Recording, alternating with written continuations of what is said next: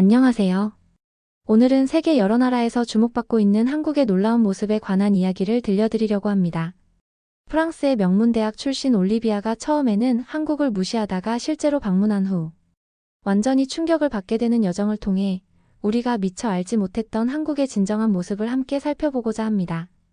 한국에 대한 선입견을 가지고 있던 한 서양인이 어떻게 인식의 대전환을 경험하게 되었는지 그 놀라운 변화의 이야기를 함께 따라가 보실까요? 안녕하세요. 저는 프랑스 파리 소르본 대학교에서 국제정치학을 전공하고 있는 올리비아 듀부아입니다. 저는 파리 16구에 위치한 고급 아파트에서 자랐고 아버지는 세계적인 프랑스 패션 기업의 회장이십니다. 어릴 때부터 최고의 교육을 받으며 자랐고 남들이 부러워하는 환경에서 특별한 경험을 많이 쌓았죠. 소르본 대학에서는 국제관계와 아시아 연구를 중점적으로 공부하고 있습니다. 일본 문화에 깊이 매료되어 있어서 도쿄에서 교환학생 프로그램도 경험했고요. 솔직히 말하자면 한국에 대해서는 그다지 관심이 없었습니다. 한국하면 떠오르는 이미지라곤 일본의 아류 정도였으니까요. 제가 소속된 아시아 연구 세미나에서도 일본과 중국이 주요 주제였고 한국은 그저 부차적인 국가로만 다뤄졌어요. 가끔 한국 영화나 K-팝이 화제가 되기도 했지만 저는 그저 일시적인 유행일 뿐이라고 생각했습니다. 파리의 고급 카페에서 친구들과 만났을 때 한 친구가 최근 인기를 끌고 있는 한국 드라마에 대해 이야기했어요. 올리비아, 넷플릭스에서 한국 드라마 봤어? 정말 재미있더라. 저는 와인잔을 돌리며 살짝 비웃듯 대답했습니다. 그냥 잠깐 뜨는 유행일 뿐이야. 한국이 경제적으로 발전했다고는 하지만 문화적으로는 일본만큼 정교하지 않아. 결국 몇 년 후면 사라질 거야. 제 친구 소피는 놀란 표정으로 물었어요. 너 한국에 가봤어? 아니, 굳이 갈 필요를 못 느꼈어. 일본이 훨씬 더 가치 있는 연구 대상이라고 생각하거든. 저는 확신에 찬 목소리로 말했습니다. 그런데 운명이란 참 아이러니하죠. 그로부터 한 달 후 아버지가 저를 불러 이야기했습니다. 올리비아, 다음 주에 아시아 출장을 가야 하는데 너도 같이 가면 좋겠구나. 내 연구에도 도움이 될 거야. 저는 기뻐하며 물었습니다. 일본인가요? 일단 도쿄에서 사흘, 그 다음에 서울에서 나흘을 보낼 예정이야. 제 얼굴에서 미소가 사라졌어요.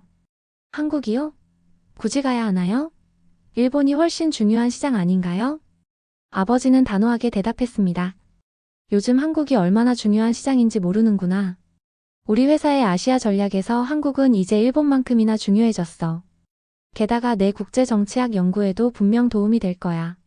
마지못해 수락했지만 속으로는 어차피 한국에 가면 그곳이 아직 미개하다는 걸 확인할 수 있겠지라고 생각했습니다. 대학원 논문에 쓸만한 자료는 도쿄에서 충분히 구할 수 있을 테니 서울은 그저 형식적인 방문으로 생각했어요. 드디어 아시아 출장의 날이 왔습니다. 도쿄에서의 사흘은 기대했던 대로 완벽했어요. 정갈한 거리, 정확한 시간 개념, 세련된 서비스까지. 모든 것이 제가 사랑하는 일본의 모습 그대로였습니다. 하지만 서울로 향하는 비행기에 오르면서 저는 내심 걱정이 되기 시작했어요. 과연 한국은 어떤 모습일까? 아마 일본보다 훨씬 뒤처져 있겠지. 인천국제공항에 도착했을 때 저는 첫 충격을 받았습니다. 공항은 제가 상상했던 것보다 훨씬 현대적이고 효율적이었어요. 출입국 심사는 놀라울 정도로 빨랐고 자동 출입국 심사대는 제가 본 어느 공항보다도 많았습니다. 심지어 저를 담당한 입국심사관은 유창한 프랑스어로 인사를 건넸어요. 비앙브니아 라코레디 슈드 남한에 오신 것을 환영합니다. 저는 그 순간 완전히 당황했습니다. 프랑스에서조차 외국인에게 이렇게 친절하게 대하는 경우는 드물었거든요. 이건 그냥 운이 좋아서 그런 거야. 일본도 이 정도는 되니까. 라고 스스로를 설득했어요. 공항에서 택시를 타려고 줄을 섰을 때 두 번째 충격이 왔습니다. 모든 택시가 최신형 전기차나 수소차였고 결제 시스템은 완전히 모바일 기반이었어요.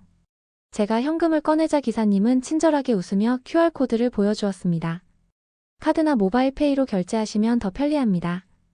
외국인이시라면 공항에서 한국 심카드를 구매하셨나요? 저는 고개를 저었고 기사님은 제게 자신의 핫스팟을 사용하도록 도와주었습니다. 파리에서는 택시 기사가 이렇게까지 친절한 경우는 거의 없었어요. 오히려 외국인에게 바가지 요금을 씌우는 경우가 더 많았죠. 호텔로 향하는 길에 창밖으로 보이는 서울의 풍경은 또 다른 놀라움이었습니다. 깨끗한 거리, 혁신적인 건축물, 곳곳에 있는 녹지 공간까지. 파리의 몇몇 지역은 노상방뇨와 쓰레기 문제로 악취가 나는 경우가 많은데 서울은 놀라울 정도로 깨끗했어요. 호텔에 도착했을 때 프런트에서 로봇이 저를 맞이했습니다. 로봇이 체크인을 도와주고 심지어 제 짐을 객실까지 운반해 주었어요. 객실 내부는 최첨단 기술로 가득했습니다. 스마트폰으로 모든 전자기기를 제어할 수 있었고 커튼부터 온도 조절까지 음성 명령으로 가능했어요. 이건 일본에서도 못 본 건데 저는 혼잣말을 중얼거렸습니다. 다음 날 비즈니스 미팅을 위해 준비하던 중 신용카드를 사용해야 할 일이 생겼습니다. 프랑스에서는 신용카드 발급이 3, 4일은 기본으로 걸리는데 호텔 직원의 도움으로 근처 은행에 방문했을 때 놀라운 경험을 했어요. 신청서를 작성하고 단 10분 만에 카드를 받을 수 있었습니다. 어떻게 이렇게 빨리 발급이 가능한가요? 제가 은행원에게 물었습니다. 한국에서는 이게 표준 서비스입니다. 외국인을 위한 특별 프로그램도 있고요. 저는 점점 더 혼란스러워졌어요. 이건 제가 알고 있던 아시아의 모습이 아니었습니다. 한국을 작고 후진적인 나라로 생각했던 제 선입견이 하나둘씩 깨지기 시작했어요. 오후에 미팅을 마치고 서울을 좀 더 둘러보기로 했습니다. 지하철을 탔을 때 이동 중에도 완벽하게 작동하는 와이파이, 깨끗한 차량 내부, 정확한 도착 시간 안내까지. 파리 메트로와는 비교도 안 되는 수준이었어요. 더욱 놀라웠던 건 서 있던 제게 한 중년 여성이 다가와 무거워 보이는 제 가방을 자연스럽게 들어준 것이었습니다. 괜찮으세요? 그 여성은 미소를 지으며 물었어요.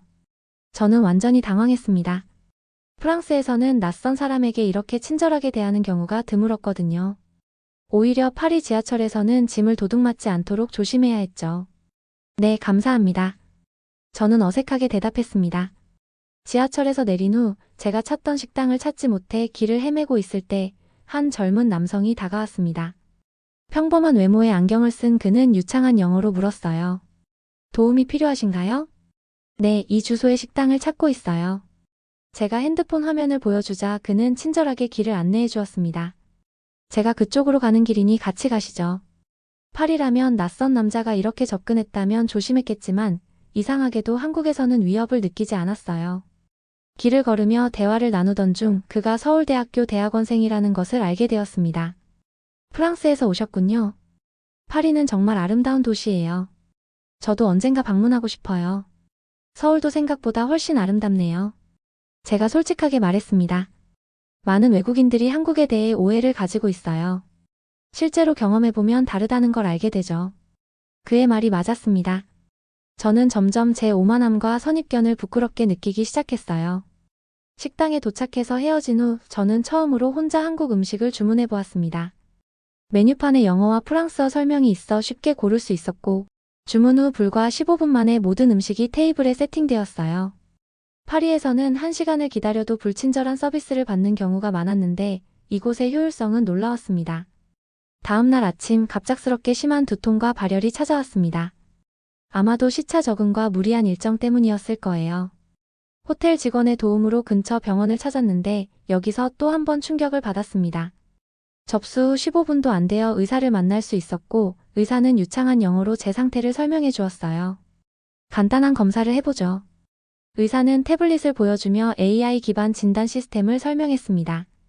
불과 30분 만에 모든 검사와 진료가 끝났고 약국에서는 약까지 바로 받을 수 있었어요. 더 놀라웠던 건 진료비였습니다. 약값을 포함해 5만 원, 약 40유로 정도였어요.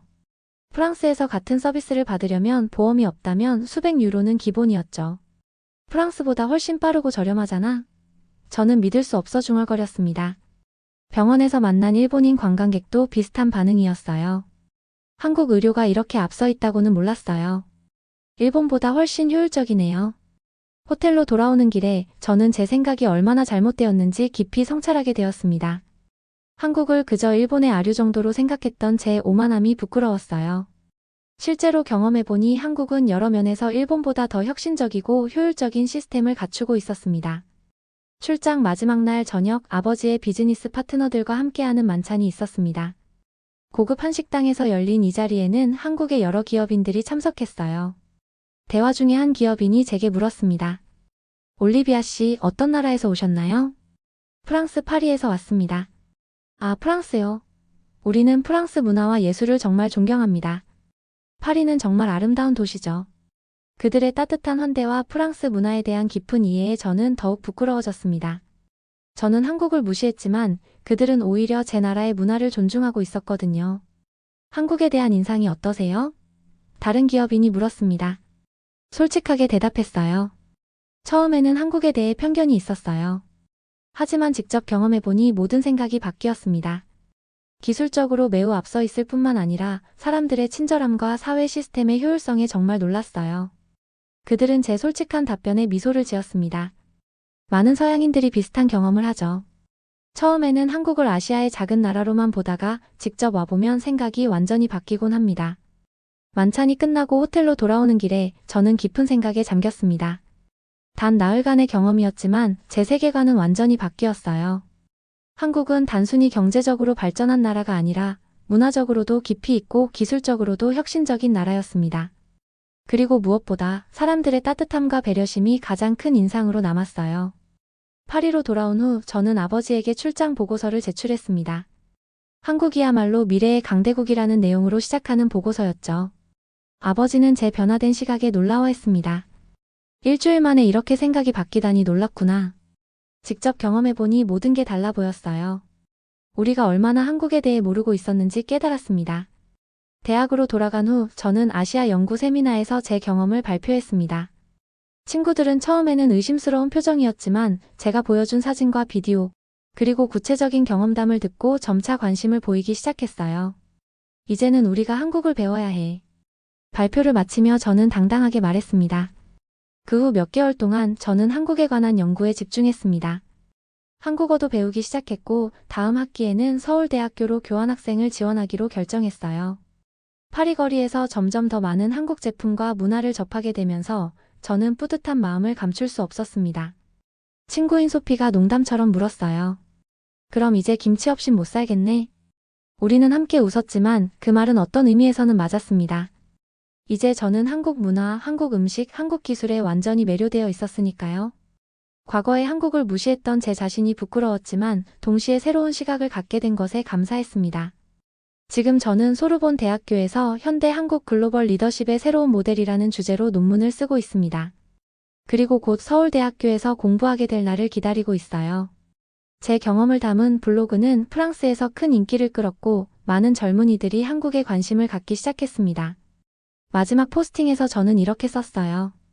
한국은 우리가 생각했던 것보다 훨씬 위대한 나라입니다. 이제는 우리가 한국을 배우러 갈 차례예요. 이 이야기를 통해 우리는 선입견이 얼마나 우리의 시야를 좁게 만들 수 있는지, 그리고 직접 경험해보는 것이 얼마나 중요한지 깨달을 수 있습니다.